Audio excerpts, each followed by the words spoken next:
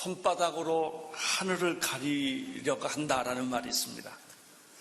명백한 사실을 감추려고 할 때 쓰는 말이죠. 또 이런 말도 합니다. 손바닥을 뒤집듯 한다. 너무 명백한 사실을 거짓말할 때 손바닥 뒤집듯 한다, 이런 말을 씁니다. 예수님의 당시에 대제사장과 바리새인들이 그러했습니다. 그들은 예수님께서 베푸신 기적을 인정하고 싶지 않았습니다. 믿고 싶지 않았습니다. 그걸 가리고 싶었습니다. 은폐하고 싶었습니다. 죽은 나사로가 다시 살아났습니다. 그것이 견딜 수가 없었던 것이죠.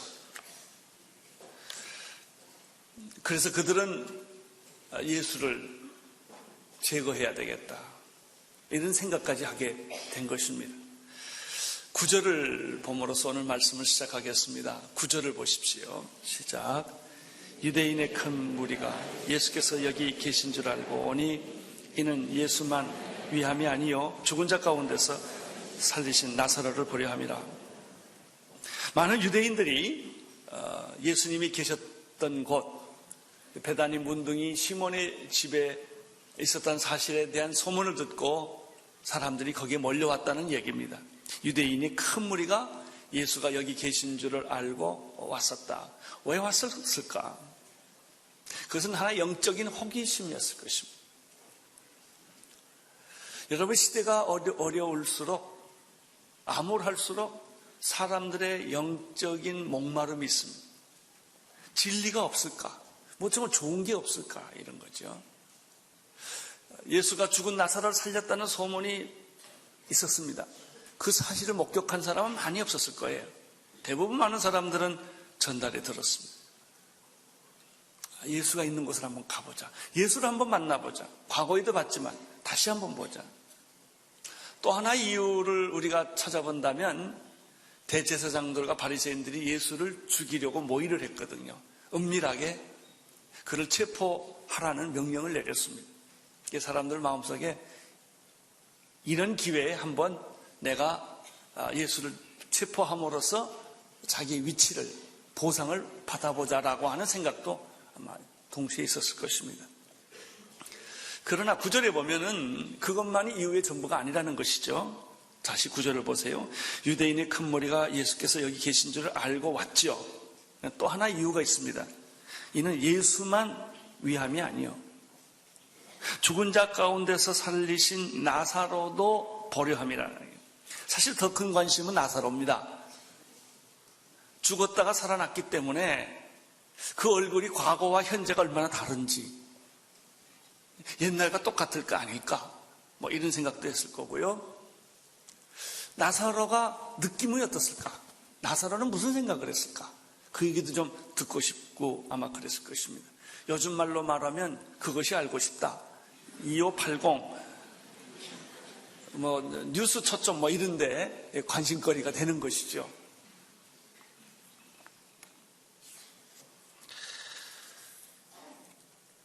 사실 궁금증은 상상을 초월한 것입니다. 그래서 아주 특별한 호기심을 가지고 지금 예수가 있는 곳에 찾아왔어요. 또 틈만 나면 또 체포도 할 수도 있고. 한편 대제사장과 바리새인들은 어떤 생각을 했을까요? 일반 유대인들은 그런 생각을 했지만 대제사장은 어떤 생각을 했을까요? 10절, 11절을 보십시오. 시작. 대제사장들이 나사로까지 죽이려고 모이하니 나사로과 달게 많은 유대인이 가서 예수를 믿음이라라. 대제사장의 생각은 유대인들 생각보다 더 심각합니다. 이제 나사로까지 죽여야 되겠다 이거죠. 살인에는 두 가지가 있어요. 우연한 살인, 돌발적인 살인이 있습니다. 내가 살인할 마음이 없었는데 상황이 그를 죽이게 된 것입니다. 또 하나의 살인은 무엇입니까? 의도적인 살인, 모함된 살인이 있습니다. 우연을 가장한, 나 저 죽여야 되겠다, 저 사람 제거해야 되겠다, 이런 살인이죠. 우리가 지상에서 보는 대부분의 살인은 두 번째입니다. 돌발적인 우연적인 살인보다는 다 계획된 살인, 의도된 살인, 모함된 살인들이죠. 여기에 오늘 말씀을 보면 예수만 제거하면 안 된다는 거죠. 나사로까지 제거해야 되겠다라는 생각이 대제사장들과 바리새인들의 생각이었다는 것입니다. 그 이유는 무엇입니까? 11절에 나사로 까닭에 많은 유대인들이 가서 예수를 믿게 되었기 때문에 그렇습니다. 이것은 보통 사건이 아닙니다. 민심이 움직이는 것입니다. 대중의 마음이 지금 예수에게로 자꾸 돌아가는 것입니다. 이 기득권을 가지고 있었던, 종교적 기득권을 가지고 있었던 유대인들과 바리새인들과 대제사장들은 위기의식을 느끼게 된 것이죠. 그래서 예수를 제거할 뿐만 아니라 나사로까지 제거할 수밖에 없겠다는 거죠. 그런 생각을 했다는 것이 10절과 11절의 말씀입니다. 우리가 여기서 세 가지 사실을 배우게 되는 것입니다. 첫째, 진실은 숨길 수 없다라고 하는 것입니다. 예수가 죽은 나사로를 살렸다는 진실은 감출 수 없는 겁니다. 죽은 나사로가 살아난 나사로라고 하는 사람은 은폐시킬 수가 없는 것이죠. 진실은 은폐시킬 수 없다. 진실은 감춰질 수 없다라고 하는 사실입니다. 두 번째입니다. 진실에는 죽음의 대가를 치루어야 한다는 거죠. 예수를 죽이려고 했을 뿐만 아니라 나사로까지 죽이려고 했던 것을 보면 정말 진실을 가지고 있는 사람은 적당히 사는 게 아니다는 거예요. 우리의 문제가 뭐냐면 적당히 사는 게 문제입니다. 적당히 살고 적당히 타협하고 이런 결정적인 위기가 왔을 때는 몸을 도살리는 거예요. 진실은 순교를 내포한다. 진실은 죽음을 내포한다 라고 하는 것입니다. 세 번째입니다. 진실은 영향력을 가진다는 것이죠. 나사로가 구태에 전도하지 않았어도 죽었다 살아난 그 자체가 나사로라고 하는 사람의 실존, 실체가 많은 사람들에게 영향력과 충격을 주었다는 것이죠. 아니, 나사로는 죽었다 살아났다면서? 그는 살아있는 증거물이에요. 증인이에요. 자, 누구든지 나사로를 볼 때 나사로를 보는 게 아닐 거예요. 죽었다 살아났다면 사람들이 나사로를 보면서 나사로를 살리신 예수님을 생각했을 거예요. 와, 나사로가 초점이 아니에요. 나사로를 살리신 예수님이에요. 그렇죠. 제가 예수님을 처음 만나서 정말 신혼처럼 행복했던 때가 대학 때인데요. 제가 성경 읽을 때 아직도 기억합니다. 내가 이 성경을 읽다가 나사로 까닭에라는 말에 내가 동그라미를 굉장히 많이 쳤던 기억이 나요. 그 생각은 지금까지 있어요. 나사로 까닭에 예수 믿는 사람이 많더라 라고 했다면 나 까닭에 예수 믿는 사람은 몇 명이나 될까? 사람들이 나를 보고 예수를 생각할까? 이거죠. 당신의 지위, 당신의 유명세, 당신의 성공, 당신의 부자됨, 모든 것들, 그게 중요한 게 아니라 그렇게 만드신 하나님, 당신을 여기까지 있게 하셨던 예수님을 생각나게 해야 하는 것이죠. 여러분과 내가 이런 희망이 있어요. 날 보고 예수님을 느낄 수 있으면 얼마나 좋을까. 사람들이 나를 보고 와, 하나님이 살아계시네, 당신 보니까, 이런 말을 들을 수 있다면 얼마나 좋겠습니까? 나사로 까닭에 예수 믿는 사람이 많더라. 여러분, 영향력은 전달되는 것입니다. 정말 당신 한 사람 때문에 수많은 사람이 구원받을 수 있음을 믿으시기를 바랍니다. 이제 드디어 예수님이 예루살렘 성으로 입성을 하십니다. 이 소문을 듣게 된 많은 사람들이 한 사람 두 사람 예루살렘 성문으로 예수를 보기 위해서 몰려왔다는 얘기가 12절 13절에 기록되어 있습니다. 12절 13절을 보시겠습니다. 시작. 그 이튿날에는 명절에 온 큰 무리가 예수께서 예루살렘에 오신다 함을 듣고 종려나무 가지를 가지고 맞으려고 나가 외치되 호산나 찬송하리로다. 주의 이름으로 오시는 이 곧 이스라엘 왕이시여 하더라. 참 이상한 일입니다. 어떻게 예수가 온다는 소문을 듣고 많은 사람들이 예루살렘에서 예수님을 영접하려 했을까요? 이것은 분명히 이신전심이었을 거예요. 사람들 마음속에 예수에 대한 목마름, 메시아에 대한 목마름, 예수님이 죽은 자를 살렸다는 이 말 소문 하나가 그들에게 무한한 상상력을 자극했을 거예요. 와, 그가 하나님의 아들일까? 메시아일까? 아니야. 한번 만나보자. 이런 영적인 호기심, 영적인 목마름, 영적인 매력 같은 것을 그들이 느꼈을 것입니다. 그들이 모이기 시작했어요. 그런데 오늘 12절, 13절에 보니까 더 재밌는 것은 그 사람들 손에 종려나무 가지가 들렸다는 것입니다. 종려나무 가지를 들고 환호성을 하면서 예수를 영접했다고 말하고 있죠. 그리고 그들을 말합니다. 호산나, 찬송하리로다. 주의 이름으로 오시는 이 곧 이스라엘 왕이시여. 메시아의 대망을 기다리는 그런 말씀을 그들은 찬송가로 만들어서 외쳤던 것입니다. 그들의 손에 종려나무가 들려졌다고 하는 것은 참 인상적입니다. 이 종려나무는 우리가 알다시피 그 이스라엘에서 잘 흔히 볼 수 있는 열대 식물로서 우리가 영화나 무슨 그림에서 볼 수 있는 것처럼 흔드는 것이죠. 사랑과 존경과 기쁨을 표현할 때, 환영할 때 이 종려나무로 환영하는 것입니다. 근데 이 종려나무가 계시록에 나타납니다. 천국에서도 그런 일이 있다는 것입니다. 계시록 7장 9절 10절에 보면은 아주 그 유명한 말씀이 있죠. 이 일 후에 내가 보니 각 나라와 족속과 백성과 방언에서 아무라도 능히 셀 수 없는 큰 무리가 흰옷을 입고 손에 종려가지를 들고 보좌 앞과 어린 양 뺏어서 이렇게 외쳤다는 것이죠. 구원하심이 보좌에 앉으신 우리 하나님과 어린 양에게 있도다.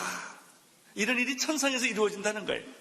저는 계시록 공부할 때 이 말씀을 제일 좋아하거든요.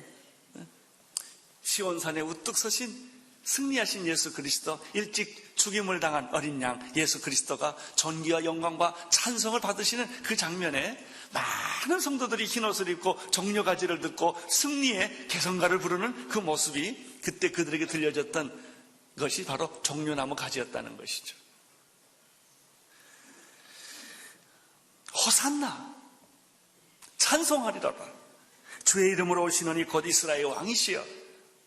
이 호산나라는 말은 히브리어로 오 구원하소서라는 뜻이에요.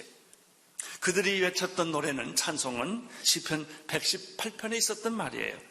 여호와여 구하옵나니 이제 구원하소서. 여호와여 우리가 구하옵나니 이제 형통케 하옵소서. 그런데 더 놀라운 사실은 14절이에요. 14절을 읽어보십시오. 예수는 한 어린 나귀를 만나서 타셨다, 이렇게 되어 있습니다. 이 장면으로 들어오면 웃어야 될지 울어야 될지 좀 갈등을 합니다. 아니 적어도 왕으로서 예루살렘의 성에 입성하면 나귀가 뭡니까? 말 타고 와야지. 그것도 백말 타고 많은 기병대를 거느리고 수많은 군인들의 환호성을 받으면서 깃발 속에서 장군으로서, 개선 장군으로서 들어오는 게 입성이지. 오늘 여기 들어오는 입성을 보니까 사실은 동네 아저씨 아줌마들이 모인 거예요. 이렇게 카페트를 깔고 들어와야 되는데 다른 성경에 보니까 옷을 갖다 깔았다고 그랬어요. 그것도 그 말대다 못된 게 나귀 같은 거 아닙니까? 이렇게 말하면 모양이 별로 없지요. 그것도 나귀도 큰 마귀가 아니고 새끼 마귀를 타고 왔다는 거예요. 이거 코미디 같아, 희극 같아. 그리고 호산나 호산나 왕으로 오시느니 이랬다는 거예요.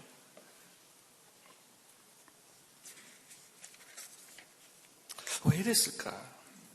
왜 이런 모습이 여기에 기록되어 있을까? 분명히 예수님은 왕으로 지금 입성하는 거예요. 영적으로 보면은. 왜 나귀 새끼를 타고 왔을까?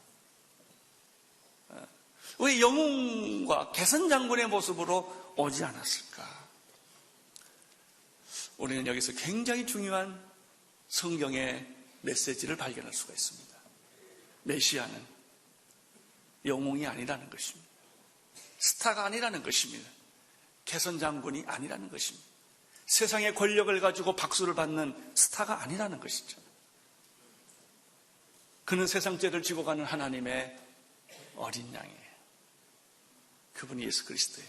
우리 보기에 흠모할 만한 것이 없는 그분이세요. 우리는 예수 그리스도께서 낙이 새끼를 타고 어떤 면에서는 좀 초라하게 소박한 대중들이 환호성을 받으면서 그 예루살렘에 입성하는 그 모습에는 적어도 세 가지 중요한 의미를 오늘 발견할 수가 있습니다. 첫째는 예루살렘에 입성하시는 예수님의 모습은 그가 죽으러 가신다는 사실입니다.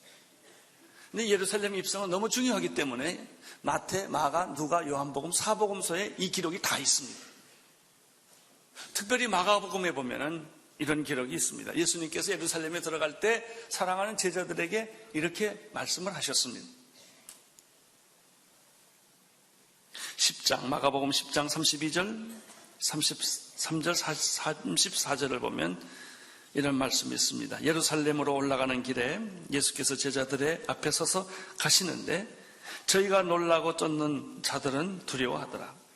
이에 다시 12제자를 데리시고 자기의 당할 일을 일러 가라사대 보라 우리가 예루살렘으로 올라가노니 인자가 대제사장들과 서기관들에게 넘기움에 저희가 죽이기로 결단하고 이방인들에게 넘겨주겠고 그들은 능욕하며 침뱉으며 채찍질하고 죽일 것이니 저는 3일 만에 다시 살아나리라 하시니라. 예수님은 분명히 예루살렘 입성이 개선장군의 입성이 아니라 모든 인류를 위하여 그가 어린 양으로서 세상 죄를 지고 가는 어린 양으로서 죽음의 길이라는 걸 그가 아셨다는 것입니다. 여러분, 예루살렘의 입성은 승리의 입성이지만 그것은 죽음의 입성이에요. 그걸 제자들에게 예수님이 미리 말씀하신 거예요. 나는 죽으러 간다. 여러분, 여기 계신 분들 가운데 일주일 후에 꼭 죽는다는 사실을 알았다면, 내가 일주일에 죽는데 말이죠. 그걸 알았다면 오늘 예배 드리는 태도가 다를 거예요. 아이들 만나는 거, 가족을 만나는 거, 친구를 만나는 거 다 다릅니다. 일주일에 죽는다는 것이 확정이 됐다면. 예수님은 곧 며칠 후에 죽는다는 걸 아셨습니다.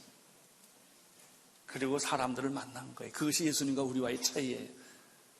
우리는 천년만년 오래 살 것 같은 착각 속에서 그래서 욕심이 생기고 무리한 일을 하고 안 되는 일을 막 고쳐서 하려고 그러고 화를 내고 그런 게 오래 살 줄 알고 그러는 거죠.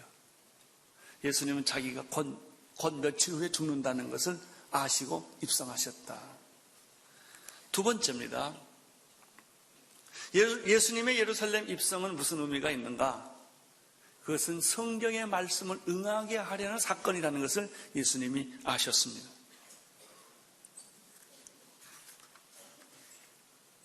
특별히 스가랴, 구약 스가랴 9장 9절에 보면 예수님께서 메시아에 대한 얘기가 하는데 구약에는 메시아에 대한 예언이 많아요. 태어날 장소, 때, 방법 다 나오죠. 그 중에 하나가 예수님이 메시아가 예루살렘에 새끼 낙이 타고 입성한다는 얘기가 이미 구약에 예언 다 돼 있죠. 시온에 따라 크게 기뻐할지어다. 예루살렘에 따라 즐거이 부를지어다. 보라 내 왕이 내게 임하나니 그는 공의로우며 구원을 베풀며 겸손하여서 나귀를 타나니 나귀의 작은 것 곧 나귀 새끼를 타고 올 것이다 라는 말씀이 있어요. 나귀 새끼를 타는 이유가 세 가지 이유예요. 그가 공의로우시며 구원을 베풀며 겸손하여서 그는 스스로 나귀 새끼를 타고 끼우덩거리면서 입성했다는 것이죠. 그분이 우리를 구원할 메시아였다라고 하는 것이 구약의 예언이에요. 그 예언이 지금 신약에 예수님에게서 응답됐다는 것이죠. 그 내용이 15절입니다. 15절 읽어주십시오. 시작. 이는 기록된 바 시온에 따라 두려워 말라 보라 너희 왕이 나귀 새끼를 타고 오신다 한가 같으니라. 이 말씀이 지금 이루어졌다. 그래요. 구약의 말씀이 예수님에게 이루어진 것이죠.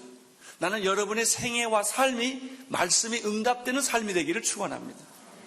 내가 사는 것이 우연이 아니요, 내가 진급했거나 진급에서 떨어졌거나 건강하거나 병들거나 성공했거나 실패했거나 이것이 다 여러분 믿음의 세계에서는 말씀의 응답으로 이해된다면 얼마나 좋겠습니까? 네? 우리의 삶이라는 것은 예언의 응답이에요. 구약의 말씀의 응답으로서 예수가 나귀 새끼를 타고 예루살렘에 입성한 것으로 지금 여기에 설명하고 있는 것이죠. 세 번째, 더 중요한 것이 있습니다. 왜 예수님이 이 명절 때 이 시간을 택해서 예루살렘에 입성했을까? 그 이유는 간단합니다. 이 명절 때 예루살렘에 많은 사람들이 오는 것은 6월절 어린 양을 잡아서 제사를 드리는 거예요. 많은 사람들이 6월절 어린 양을 예루살렘에 가서 양을 다 끌고 와서 가는 거죠. 흠없는 양. 자기가 자기 가족을 위해서 제사 드릴 양을 다 끌고 예루살렘에 와서 도살을 하는 것입니다. 그래서 그때는 상상할 수 없는 숫자의 양들이 도살을 당하는 것이죠. 요세푸스에 의하면은 그 당시 그 양의 숫자를 계산해서 인구를 측정했다는 기록이 나옵니다. 그 인구의 숫자가 25만 6,500명이었대요. 그러니까 상상해 보십시오. 그 한날 얼마나 많은 양들이 죽었겠습니까? 그 양들이 죽으면 피가 흘러나는데 한두 마리 피가 아니라 요단강에는 피의 강이었다는 것이죠.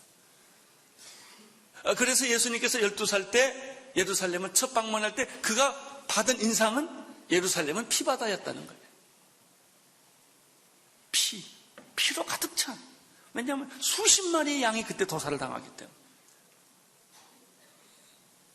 예수님이 이 예루살렘 입성하는 것은 바로 어린 양들이 도살당하는 그 시점, 그 시간에 맞춰서 예수님이 어린 양으로서, 세상 죄를 지고 가는 어린 양으로서 십자가에 죽었다고 하는 것이죠.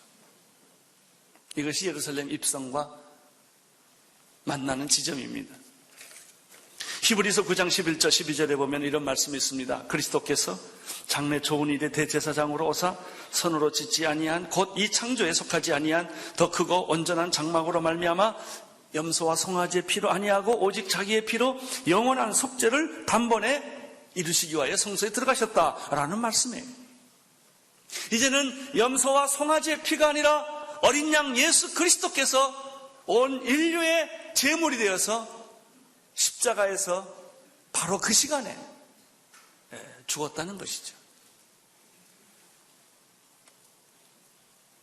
그가 찔림은 우리의 허물을 인함이요 그가 상함은 우리의 죄악을 인함이라. 그가 징계를 받음으로 우리가 평화를 누리고 그가 채찍에 맞음으로 우리가 나음을 입었도다. 이사야 53장 5절의 말씀이죠. 어린 양 예수 그리스도, 그가 바로 제물이 되기 위하여, 온 인류의 죄의 제물이 되기 위하여, 당신의 죄의 제물이 되기 위하여 입성하시고, 그리고 최후의 만찬을 하시고, 그리고 체포를 당하시고, 고난을 겪으시고, 십자가에서 어린 양으로서 죽임을 당하신 것입니다. 예수님은 세 가지 이유로 입성을 하십니다. 죽기 위하여, 말씀을 응하게 하기 위하여, 그 자신이 친히 세상 죄를 지고 가는 어린 양이 되기 위하여.